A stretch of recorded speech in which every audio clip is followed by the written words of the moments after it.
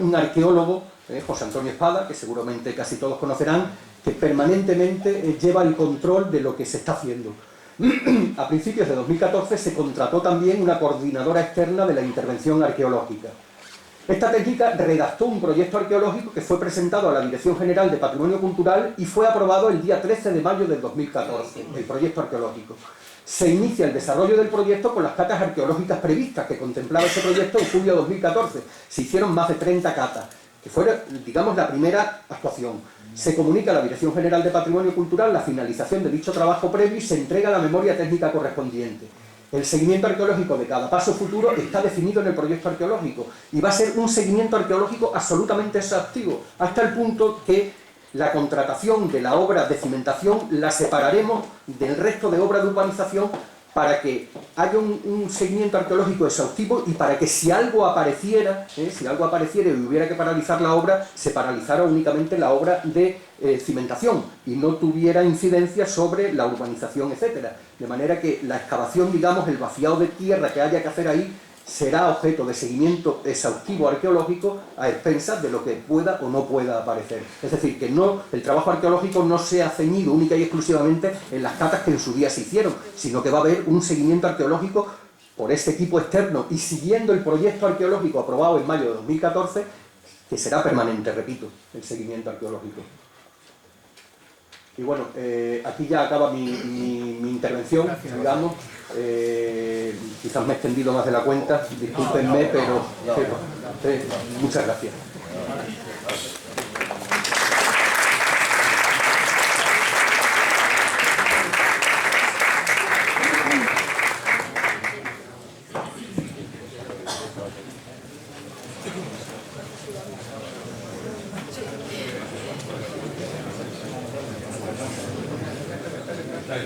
Está. Bien, gracias. Voy a intentar ser muy breve porque voy a hablar de números para que todo el mundo pueda tener una idea de las inversiones digamos, de la enjundia o del nivel económico que tiene esta actuación. Tenéis un esquema de lo que se prevé en inversión pública en esta actuación. Luego especificaré por qué hablo de inversión pública, puesto que esta actuación es una actuación que prevé una parte también muy importante de iniciativa privada y de inversión privada. Quizás explicamos un poquito eso, porque tengo el plano de la norma 8. Celestino ha pasado un poquito por encima por la modificación del plan especial que se tramita entre 2011 y 2013. Plan especial del casco histórico que se aprueba junto con el plan general en 2007. En esa modificación que tramitamos a partir de 2011 se crean, de hecho Celestino se redelimita el ámbito de la PRM1, por un lado se introduce la posibilidad de actuación por expropiación forzosa y se crean unas normas de gestión. Esas normas de gestión lo que prevén es, entre otras cosas, básicamente en qué casos actuará la administración por expropiación, las manzanas ya definidas y que se consideran fundamentales para establecer la actuación, y otras manzanas en las que se prevé, siguiendo la norma 8 de esa modificación puntual del plan especial, en la que se prevé la posibilidad, y además se incentivará la posibilidad, de que sea el privado, bien propietario o el que lo pueda ser, por virtud de una transmisión, por un interés en invertir o por lo que sea, los propietarios los que puedan actuar. De esta manera, bueno, lo tenéis aquí, las manzanas más oscuras son aquellas en las que se actúa en expropiación, las dos más altas se actúa en expropiación y con una definición o con un destino a un uso residencial. Las manzanas de abajo es las que se prevé se actúa también por expropiación y se prevé una dotación pública, aún por definir. Comentar que es una expropiación y una especificación del plan que viene incluso desde el año 89. En esas manzanas se actúa necesariamente por expropiación. El resto de la actuación, comentar que toda la actuación son del orden de 299 fincas catastrales. y en el resto de las actuaciones en las que se prevé la posibilidad de que cualquier propietario se pueda acoger al convenio urbanístico que prevé, al convenio que prevé esta norma 8 del plan, de la modificación del plan especial, que os leo porque creo que tiene mucha trascendencia. La expropiación forzosa podrá eximirse cuando a criterio municipal quede plenamente garantizada la actuación de rehabilitación preferente pretendida y no afecte a la concepción general de las obras de urbanización, edificación, rehabilitación o conservación previstas. Dicha exención quedará supeditada al establecimiento de un convenio urbanístico en los términos establecidos en el artículo 148.2 de la Ley SOTES entre los propietarios afectados y la administración u órgano encomendado de la gestión. Comentar que si la actuación, todo el ámbito, contempla 299 inmuebles, 99 de ellos ya son municipales, 86 comprados por inmobiliaria municipal a lo largo de los últimos años, con una inversión de 1.446.000 euros, hasta 99 municipales, los otros 13 son inmuebles que ya eran propiedad del ayuntamiento desde hace en algunos casos décadas. Además, se prevé la expropiación de 3 inmuebles más en las 2 manzanas de arriba y 16 inmuebles pendientes todavía, no comprados todavía, en las manzanas de abajo. Esto hace un total de 148 inmuebles catastrales sobre los que se actuará, bien con destino a unos usos residenciales o dotacionales en las manzanas de abajo, sobre las que actuará directamente inmobiliaria municipal por encomienda del ayuntamiento. El resto, hasta 299, es decir, 151 propiedades, lo que se prevé y lo que se tratará de incentivar es que se acojan a ese convenio, que lo que va a prever fundamentalmente es provocar que el propietario actúe rehabilitando, condicionando sus actuaciones a unos plazos, estableciendo una serie de garantías. Ese convenio está ahora mismo en tramitación en el ayuntamiento, lo están analizando los servicios de urbanismo y próximamente se tramitará pasando por comisión de urbanismo y aprobación plenaria. Por esto conviene aclarar,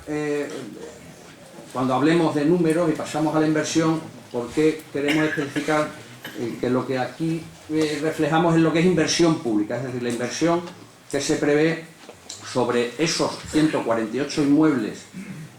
sobre los que actúa la administración directamente, 148 inmuebles que conviene aclarar que no se convierten ni mucho menos en 148 viviendas. Esos 148 inmuebles iniciales se prevé que se conviertan en 44 viviendas más 21 viviendas que luego se explicarán cuáles son, es decir, la densidad ya se reduce considerablemente.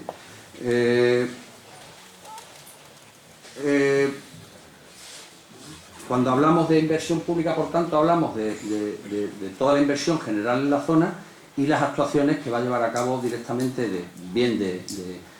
generación de viviendas para venta o de inversión en la dotación pública que se prevé, y que por tanto lo que hacemos aquí es una simple estimación en la zona de abajo. La inversión total estimada, por tanto, pública, es de unos 14 millones de euros, distinguiendo que en urbanización son 2.684.000, 242.000 en la obra ya es ejecutada en el Baluarte, otros 242.000 era la previsión inicial en el talud de Puerta de Mérida. El resto de urbanización en 2 fases son 2.200.000, de los cuales tenemos ya ejecutados 189.000, aprovechando decir que lo ejecutado en el Baluarte y Puerta de Mérida se hizo aprovechando los fondos del plan de impulso del 2013, remanentes de 2013. Otra parte de la urbanización que hemos ejecutado con los fondos del remanente plan de impulso de 2014, 189.000 euros, se ha sacado del proyecto de urbanización, se ha hecho una separata, aprovechando que había esa posibilidad, y se ha conectado los sistemas de saneamiento con los sistemas generales de Ronda del Pilar. En adquisiciones, las inversiones totales previstas son 2.970.000, en compras 1.470.000, de las cuales ya os hemos dicho que os he comentado que tenemos ya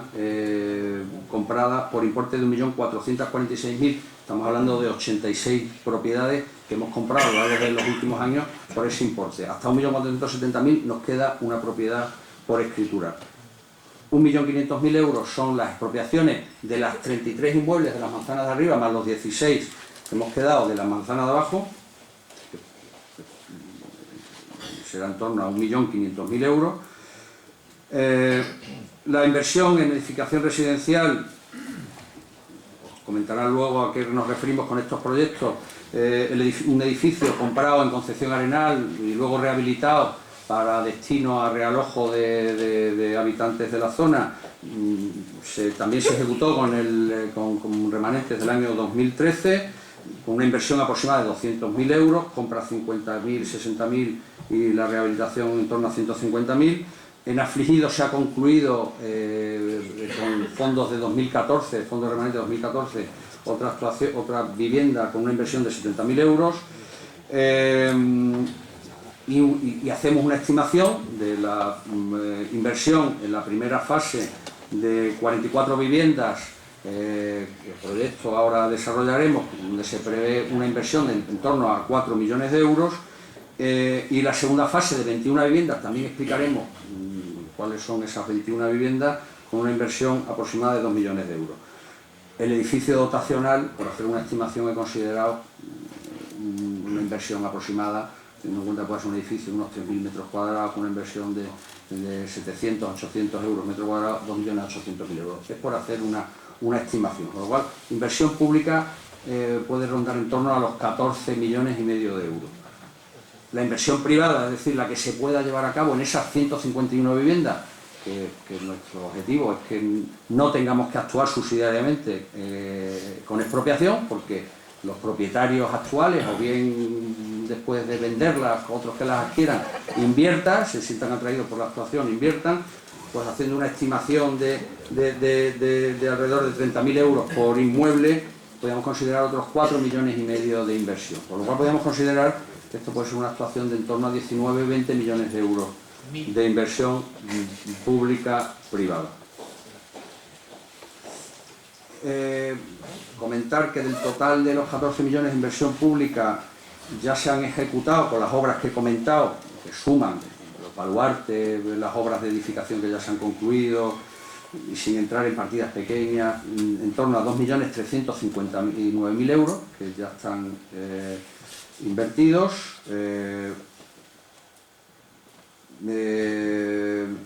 Tenemos un convenio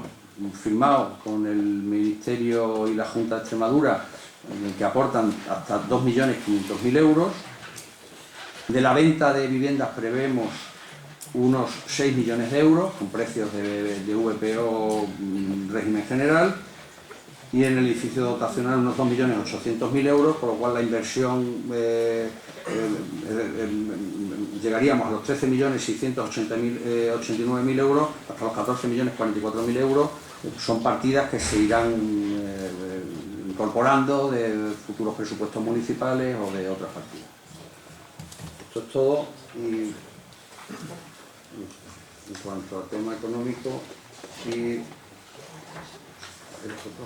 Bueno, yo voy a explicar un poquito en qué consisten todos los trabajos de urbanización y de edificación, y luego es el proyecto ya en sí lo explicará Daniel, que es junto con Jaime y con Impresa, junto con Jaime Olivera, que es su socio, y con Impresa, son los que ganaron el concurso y explicarán ellos más detenidamente el proyecto de urbanización. Pero yo os voy a explicar un poquito los proyectos o el trabajo de proyectos, el trabajo que ha llevado hasta ahora, lo que ya está ejecutado, lo que queda por ejecutar, y presentaron el proyecto de las 2 manzanas que corresponden a las 44 viviendas. Bueno, en primer lugar, el proyecto que ya estamos contando de urbanización, se prepara un proyecto básico, que no se oye.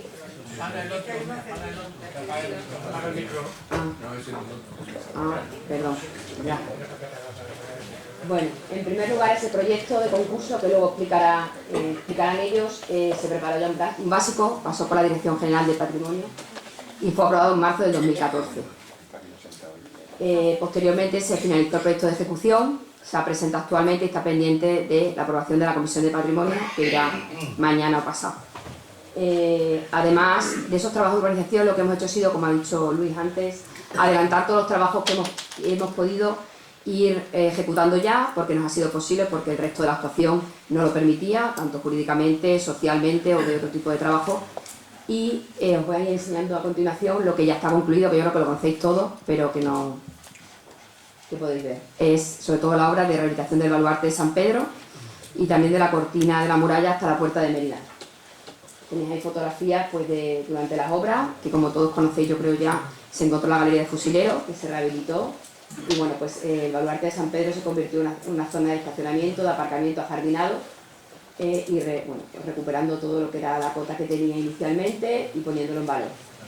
Eso es parte del proyecto de urbanización que ya está adelantado. ¿Veis? El resto pasa, Marco. Eso es la galería en el interior.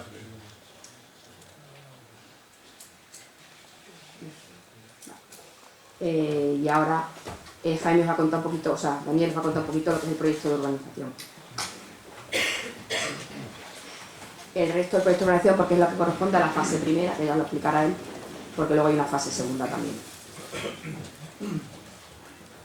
Hola, buenas noches.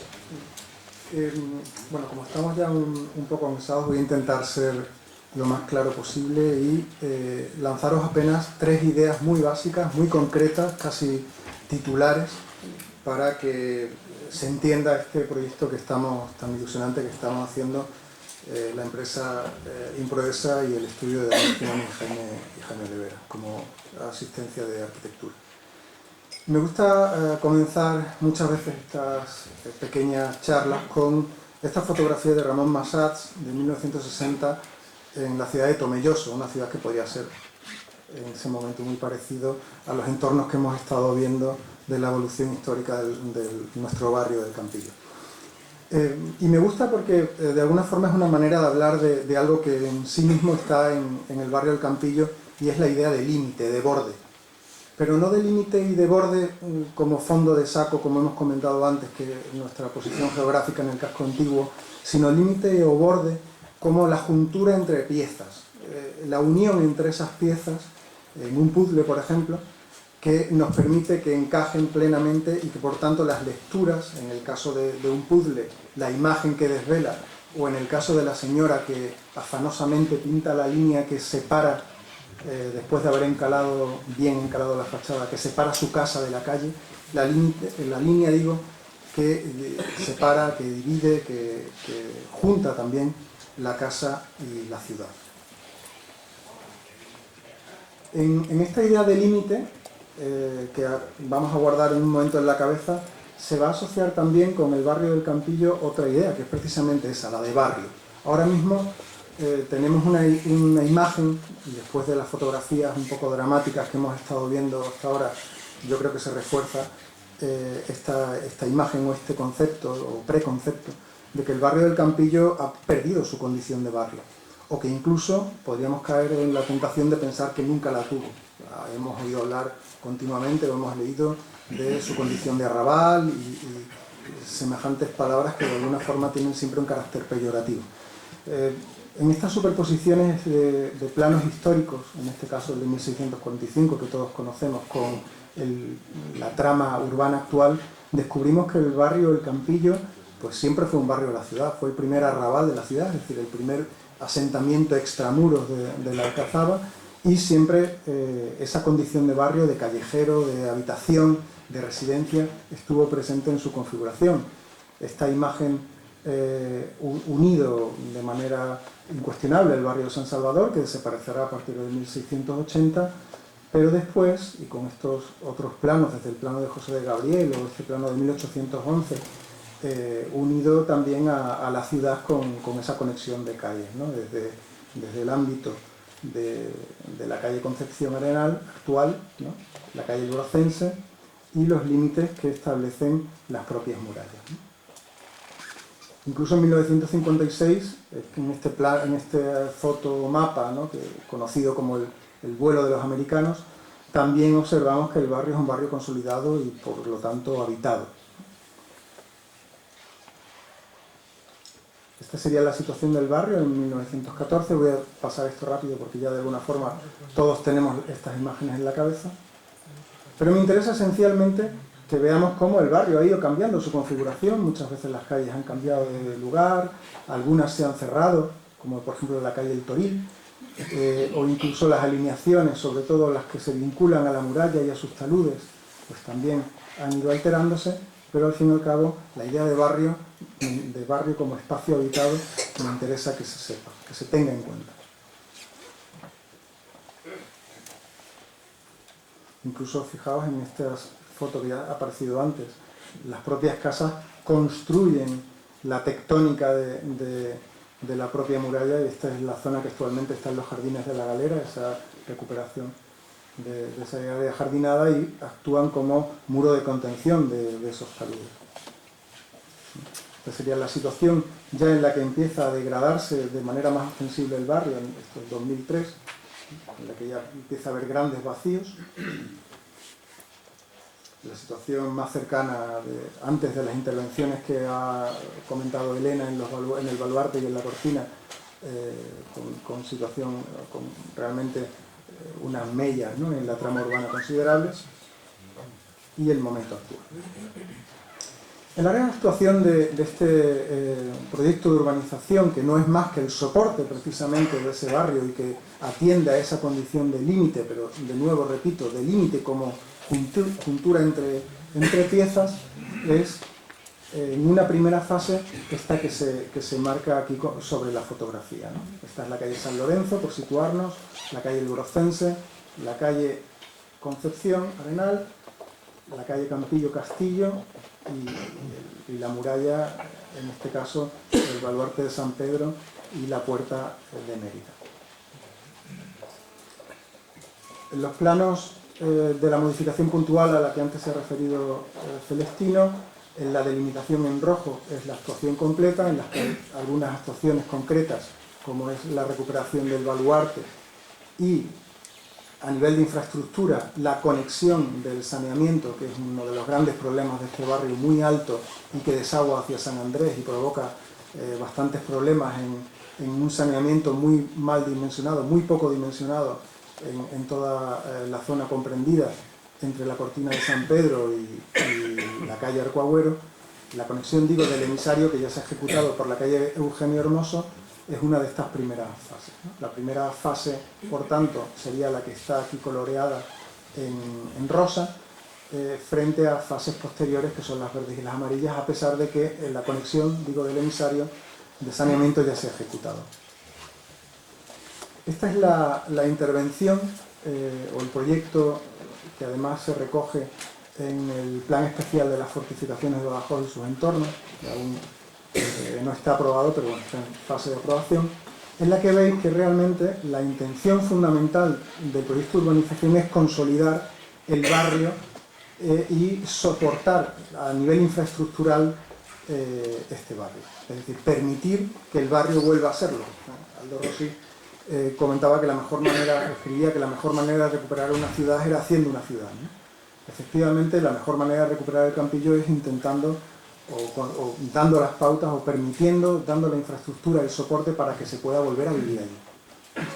En esta actuación general, además del emisario ya comentado y el cambio de la subida hacia la Plaza Alta, sustituyendo la actual vía rápida, ¿no?, que estrangula y impide la lectura correcta de la muralla baluartada y de su talud,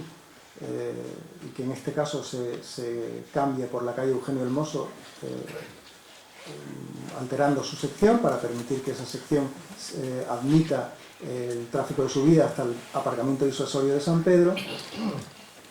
Además de esa actuación hay otra importantísima que tiene que ver de nuevo con esa imagen que veíamos antes de los jardines de la Galera,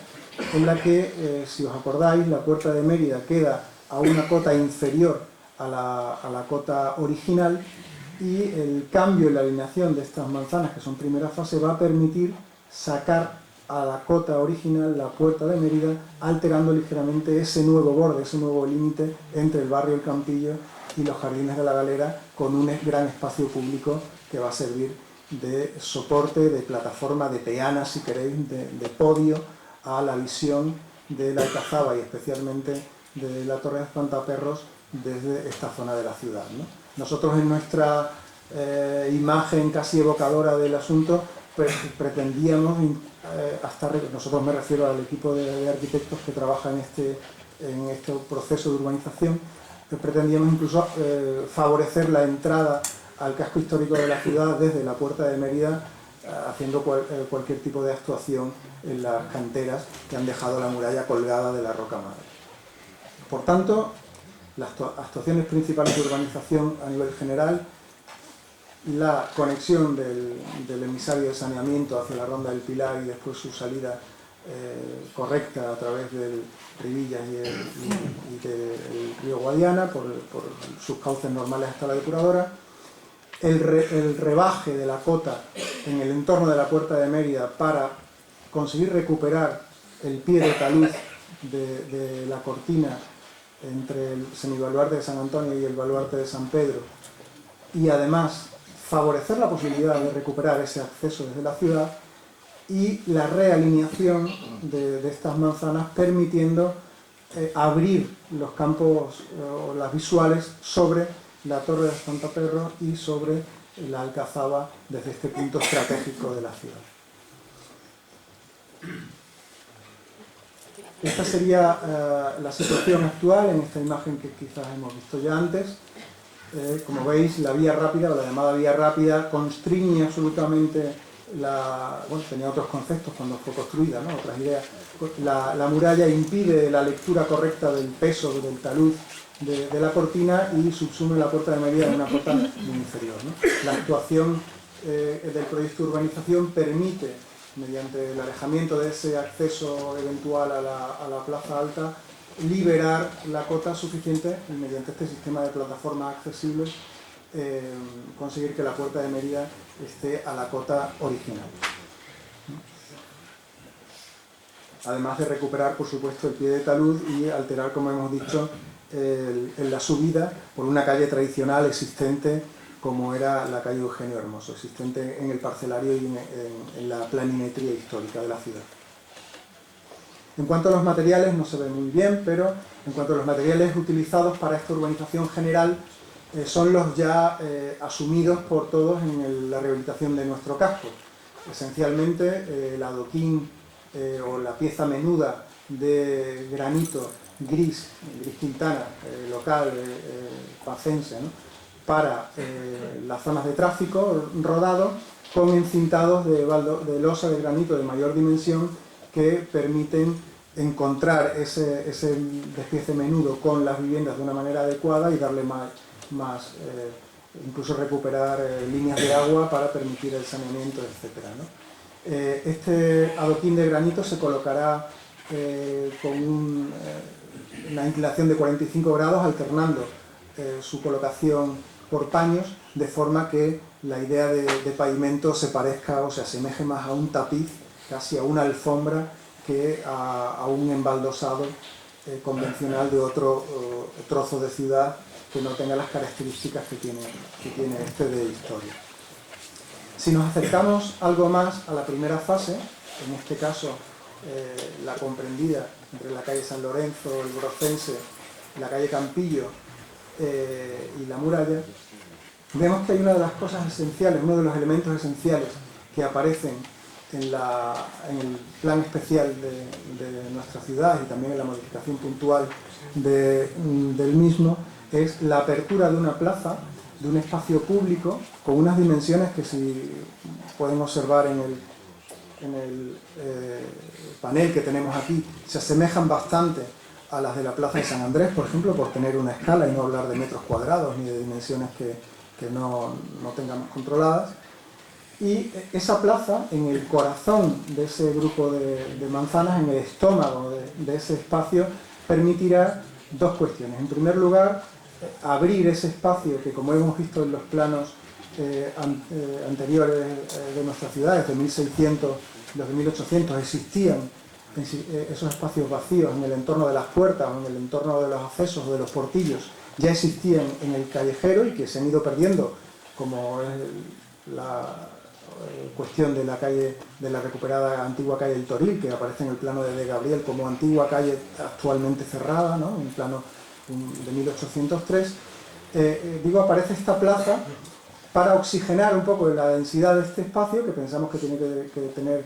una densidad, por supuesto, de casco histórico, para recuperar la trama y la densidad urbana que necesita este trozo de ciudad, pero además va a conseguir ajustar las cotas, la topografía, que en este espacio es realmente compleja.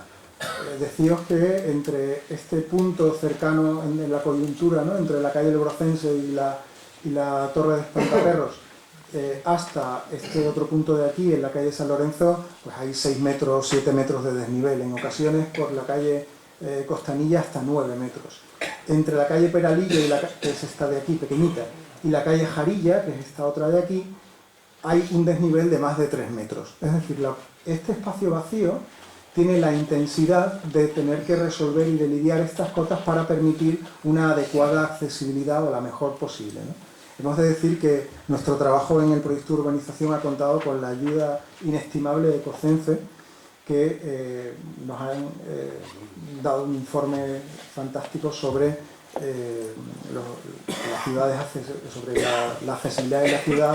trabajando esencialmente con texturas y pendientes para el adecuado acceso para minusválidos y para personas con algún tipo de deficiencia motor.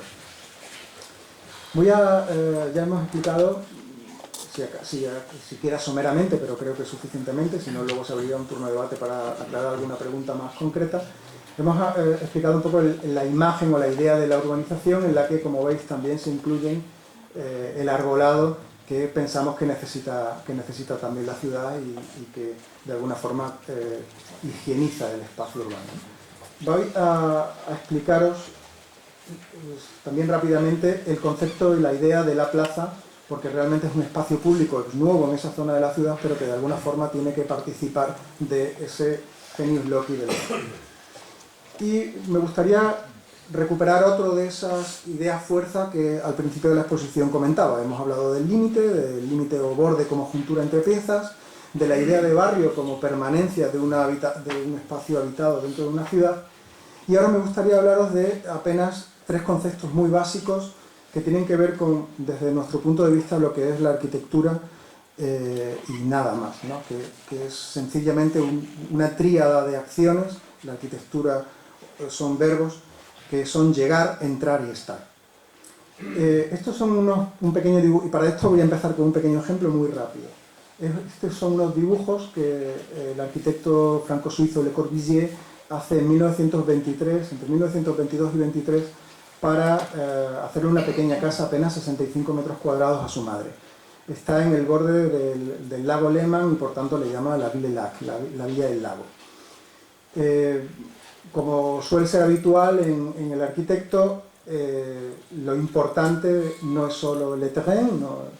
lo hará al cabo de unos años cuando va a construir la gran ciudad de Chandigarh. Le terrain est vide, el sitio está vacío, queriendo decir que la ciudad nacía desde cero. Como digo, no solo el sitio, el lugar, sino también el paisaje, hacia dónde miro, el gran ojo nos lo está contando, y por supuesto la topografía. Estos dibujos son muy conocidos, lo que no sé si son tan... Bueno, que van a dar esta casa, que es una de las casas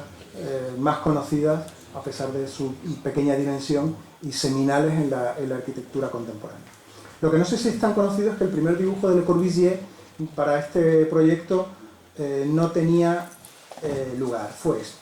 Un dibujo seminal, un dibujo original, un dibujo absolutamente básico, en la que se representan estos 3 conceptos que nosotros atesoramos y que hemos intentado reproducir para dotar de permanencia, de estabilidad a nuestro proyecto de la plaza. La puerta, el acceso, entrar, el recorrido, que nos permite habitar, y el recinto. Este espacio que pinta Le Corbusier en un avión en negro, con la pluma tumbada, dejando caer mucha tinta, y que habla sobre cuestiones absolutamente primarias, como son el abrigo o la sombra. Como veis, está aquí el sol representado. Después de encontrar el lugar para la casa y después de esa idea de abrigo, Le Corbusier no será capaz de dibujar, y mira que dibuja la casa muchas veces, porque al ser la casa de su madre, y como diría otro arquitecto ilustre, Federico Soriano, hacía frío, llovía dentro y había hormigas, tuvo que reformarla en numerosas ocasiones, por lo tanto la redibuja y la vuelve a dibujar varias veces, ¿no? Pero ya nunca será capaz de dibujarla como dibuja todos sus proyectos, con el objeto centrado en el papel. Siempre la dibujará de lado, participando apenas del 50% de la hoja, porque el lugar siempre será esencial, haciendo ver que la casa prácticamente podríamos decir que siempre estuvo allí. En ese proceso de dibujo obsesivo de la casa, siempre en condición de límite, otra vez como borde, como juntura entre piezas, el lago, la montaña, la carretera, nos regalará uno de esos momentos esenciales de la arquitectura, que es este pequeño muro con una gran ventana, que será una de las primeras habitaciones sin techo que la arquitectura contemporánea atesorará como paradigma. Esa pared con ventana que nos obsesiona y que nos acompaña en nuestra arquitectura, que siempre o aparentemente estuvo allí, fue construida por Le Corbusier, sin embargo, ya os digo, en 1923, será el origen de nuestra propuesta. En la propuesta de la plaza, esencialmente quisimos, recuperando estos conceptos que os comentaba al inicio, resolver la condición de límite, mantener o favorecer la condición de vacío y permitir esos tres verbos de los que hablábamos: llegar, entrar y estar. En esta perspectiva sonométrica, en la que describimos el proyecto de una forma muy sucinta, el proyecto salva el desnivel de los 3 metros a partir de un muro de contención que se transforma en una rampa, en un espacio habitado. Puedo bajar desde la calle Peralillo horizontal hasta la cota de la calle Costanilla, 3 metros más abajo, que construye la esquina con la alineación del plano de José de Gabriel, con esta pieza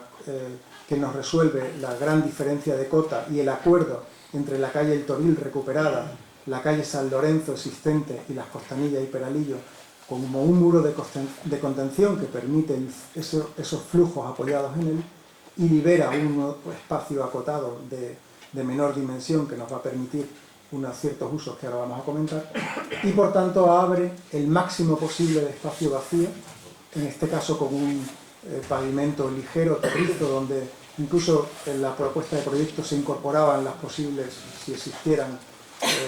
vestigios arqueológicos que pudiéramos encontrar, y un elemento de agua que permitirá el ornato del espacio, además de su arbolado, ¿no? Aquí vemos algunas referencias que nos acompañan, eclécticas absolutamente, de arquitectura rabiosamente contemporánea al patio de los Legajos de Córdoba, como referencias ancestrales, históricas, incluso anacrónicas. Si pasamos a una descripción más concreta del proyecto, vemos que en la cota de la calle inferior, la calle Costanilla, con esa gran apertura que recupera las alineaciones históricas, tendríamos el muro de contención que soporta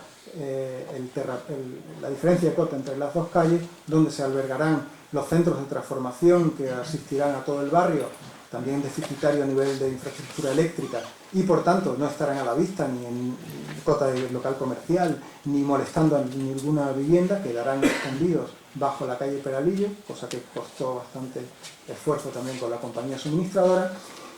Un espacio disponible que podrá ser desde un espacio comercial hasta un local de la comunidad, está disponible para el barrio, y una zona de infraestructuras y aseo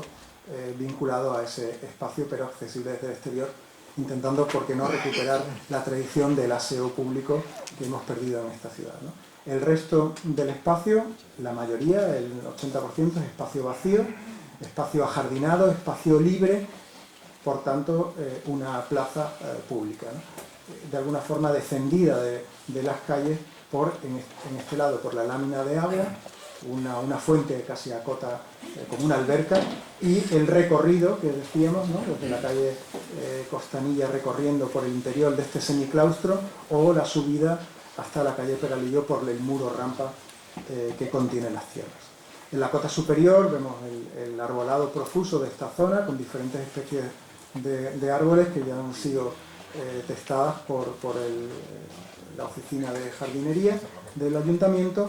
y que darán una cierta nota de color al espacio, desde pirus o perales que tienen las flores blancas, a manzanos con las flores rosadas, o jacarandas con flores azuladas.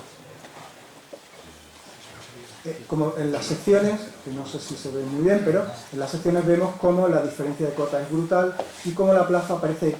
absolutamente encajada, apenas aparentando ser un muro o una pequeña tapia de la escala de las casas del barrio para resolver las grandes diferencias de cota que veíamos antes y cómo ese muro rampa albergará el espacio vacío que nos permitirá entrar, recorrer y habitar, estar en ese lugar. En las secciones vemos cómo el muro se desdobla para albergar la rampa y el claustro, que no es más que un abrigo o una sombra, y cómo existen otros espacios cerrados, pero fijaos, está la cota de la calle Peralillo prácticamente enterrados, esto tendría la dimensión de una barandilla, escondidos, escamoteados y por tanto sin volumen. En cuanto a la materialidad, volvemos a recuperar imágenes que ya tenemos, el suelo terrizo consolidado para los suelos más ligeros, los muros de hormigón de cal que tienen que ver con estas actuaciones previas que se han hecho en el baluarte de San Pedro. Y esta sería un poco la visión general que nos permite percibir cómo la plaza se rodea, se habita, se penetra, se circula sobre ella y con ella y se puede estar, ¿no? Tenemos unos pequeños espacios con bancos, este pequeño espacio vinculado al local que permitirá algún tipo de actividad en la plaza y la dotará de contenido, la relación con el barrio, al final un espacio tremendamente sencillo y casi diría que seminal. En contra, digamos, de lo que nos recomienda Rimbaud, que tiene que ver con mantenerse siempre en el límite de la modernidad, reclamamos el verso de Evchenko, que sin embargo dice que para que de alguna forma todas las cosas encajen, para que esos límites entre piezas permitan lecturas claras y la cultura de las piezas, deberíamos mantenernos ligeramente anacrónicos. 20 años después del proyecto de la casa, Le Corbusier visitará España y desde Formentor, desde el Hotel Formentor en Mallorca, hará este dibujo que recuerda mucho a ese primer dibujo de 1922 de la Ville de Lac. De nuevo, cosas muy sencillas. Un techo, un abrigo, una sombra y un lugar. Parafraseando a Latour, nunca fuimos modernos. Muchas gracias.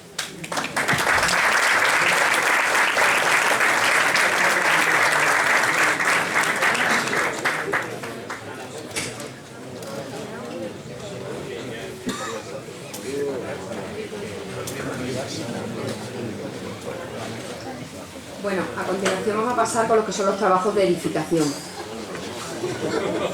En primer lugar, bueno, ya se ha comentado anteriormente que uno de los trabajos de edificación que contemplará esta área de renovación urbana sería el edificio dotacional que está situado en la manzana que está en Eugenio Hermoso, de la que ya hemos hablado anteriormente, que está en proceso de expropiación. A partir de ahí hay otra serie de obras de carácter residencial que ya se han ido ejecutando, de las que han hecho mención anteriormente Luis y Celestino, y que a continuación vamos a mostrar un poco para que veáis el tipo de viviendas que se han ido rehabilitando y que se han ido preparando para el alojo de las personas que se han querido quedar en el barrio y que forman parte de este área de renovación urbana. Por otro lado, tenemos además lo que ha comentado también anteriormente, y es que no todas las actuaciones son públicas, sino que también contamos con iniciativa privada y con todas aquellas intervenciones que entendamos que cualquier particular puede solicitar con su convenio firmado, en el que se compromete una serie de plazos, una serie de condiciones mínimas referentes al plan especial, y que podrán participar y que podrán incorporar esa rehabilitación dentro de esta renovación urbana con sus propiedades que sean suyas o que hayan adquirido y demás. Por otro lado, se complementa también con otra actuación que conllevarían las manzanas que están inferiores, por debajo de lo que es la calle Jarilla y Peralillo. Como ya hemos comentado anteriormente, esas manzanas, aparte de la iniciativa privada, hay una serie de viviendas que ya están compradas, que son municipales o son de inmobiliaria municipal, que han creado una serie de pequeños solares en los cuales vamos a proponer, bueno, pues, realizar una serie de concursos de ideas, que serán 6 bloques diferentes, que se está trabajando en los pliegos en colaboración y se ha pedido al Colegio de Arquitectos para poder incorporar distintas propuestas. Entonces eso conllevará aproximadamente unas 20 y tantas viviendas, 21, 25 viviendas, en las cuales, bueno, pues se harán 6 bloques diferentes y se presentarán, pues, los arquitectos que tengan interés en presentarse y saldrán a concurso. Y lo último que quedaría ya sería el proyecto de las 44 viviendas que afecta a las 2 manzanas que están colindantes con la Albertada. Esta es la vivienda que se ha rehabilitado en Concepción Arenal. Ese es el estado en el que se encontraba cuando la adquirió Inmobiliaria Municipal. Y el resultado son 5 viviendas para realojo para las personas que quieran permanecer en el barrio. Ya hay una que ha mostrado su interés por una de ellas, y el resto se irán ofreciendo a personas que quieran quedarse en el barrio y no quieran moverse. Ese es el estado final, la rehabilitación, y ahora veréis un poquito algunas fotografías del interior y de las cubiertas. Es un edificio que tiene protección B, y estaba con expediente de ruina abierto, con lo cual con muy pocas posibilidades de tirar adelante por parte de la iniciativa privada, que las propietarias de una familia cuya herencia no tenían resuelta y que hemos tenido que resolver nosotros, y que pues la tenían abandonada hace muchísimos años. En Afligidos se ha hecho una operación muy parecida, es un solar, se ha construido una vivienda y se asigna a una de las familias que también está en proceso de regularizar su propiedad, porque no pueden acreditar la propiedad del inmueble que tiene en el campillo,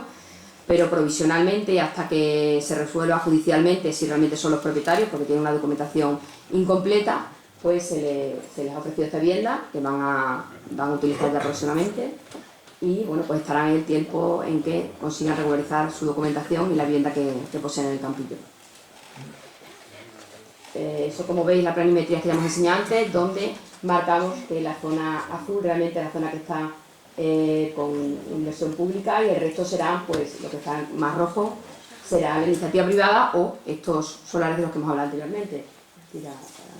Esos serán los solares de los que estamos hablando. Saldrán 6 pliegos, y entonces, como veis, son solares pequeñitos repartidos en las distintas manzanas. Unos tienen más entidad, otros tienen menos, pero de pequeño tamaño en general. Y bueno, pues saldrán a concurso y se irán haciendo paralelamente al resto de las viviendas. Tenemos solares de distintas medidas, y aproximadamente son 21 viviendas las que saldrían en estas contrataciones. Y ahora ya vamos con el proyecto de las 44 viviendas y las 2 manzanas, que como veis pues son las manzanas que están pegadas a lo que es la plaza alta. Bueno, el punto de partida. Nosotros queríamos, antes de mostraros una imagen o de mostraros una planimetría, insistir mucho en los 4 puntos que han sido básicos a la hora de determinar este proyecto. El principal y más importante, o como el que podemos comenzar, el primero es pues remarcar y puntualizar que estamos en un área de la ciudad donde el Plan General Municipal lo marca como nivel C de protección de los entornos. Esto ahora a continuación lo explicaremos, lo detallaremos más, pero creo que es importante y relevante. En segundo lugar, que este mismo Plan General, aprobado en el 2007, redelimita todas estas manzanas. Estas 2 manzanas cambian su alineación y cambian la fisonomía que tienen actualmente el parcelario catastral. En tercer lugar, pues el estado de esas manzanas. En la actualidad, lo habéis visto en fotos reiteradas, bueno, está parcialmente, una de ellas prácticamente el 80% es un solar, y la otra en bastante gran parte de su superficie. No es un solar desde el 2012 que se comienza con la renovación urbana, sino es un solar de hace muchísimo más tiempo. Y por último, la diferencia de cotas, que ha sido importante y primordial a la hora de explicar el proyecto de urbanización, pero que a nosotros también nos parece importante y relevante mostrar. Bueno, ahí paso un poco también la palabra a Carlos para que intervenga él cuando si quiere, y nos va a explicar un poquito lo que es este nivel C de protección en el entorno del estado. Bueno, yo antes de eso quería, bueno... Sí.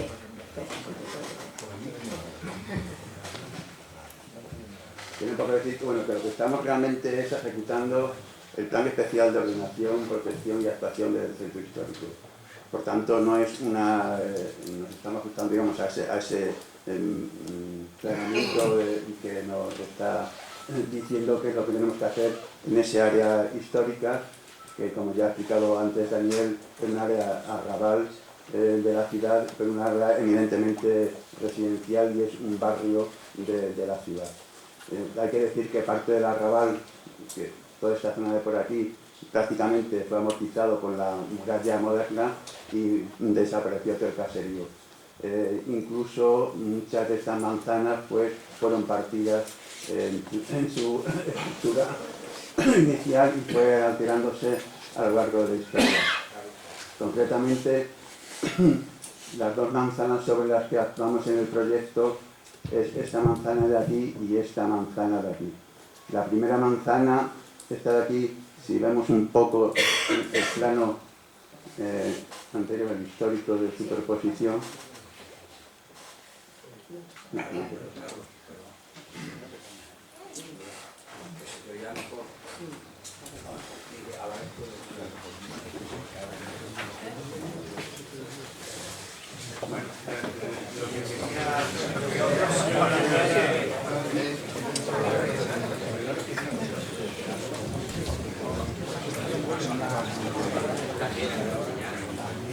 ¿ya?